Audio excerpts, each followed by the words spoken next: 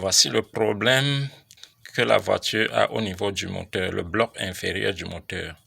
Voici la chambre numéro 3. C'est par ici qu'il y a fuite de pression, ce qui fait que la voiture roule avec hésitation, puisque la troisième chambre-ci n'a pas de compression à l'intérieur, à cause du segment. Et les autres aussi ont le même problème, mais ce n'est pas accentué comme la troisième chambre-ci. Oui, tu peux suivre le bruit que cela fait. Ça bouge assez. Donc, ça perd la pression au niveau des segments qui sont dans le piston, autour du piston. Voilà. Donc, voilà le problème ici. J'ai enlevé la culasse.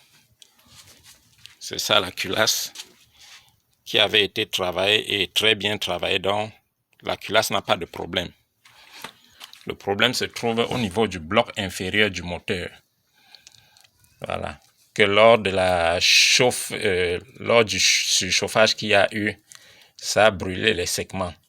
Ce qui fait que quand on a monté, on n'a pas tenu compte de cela, puisque cela n'avait pas été vu. J'ai secoué ça en ce moment. Il paraît que ça n'avait pas encore été endommagé. Ça ne présentait pas encore cette faille. Voilà. Et quand on a donc monté, la faille s'est donc présentée. Et la troisième chambre qui n'a pas de compression. Celle-ci, ça c'est la première, la deuxième. La troisième chambre qui a des problèmes. Et ça, c'est la quatrième chambre. Donc, les trois chambres-ci n'ont pas de problème.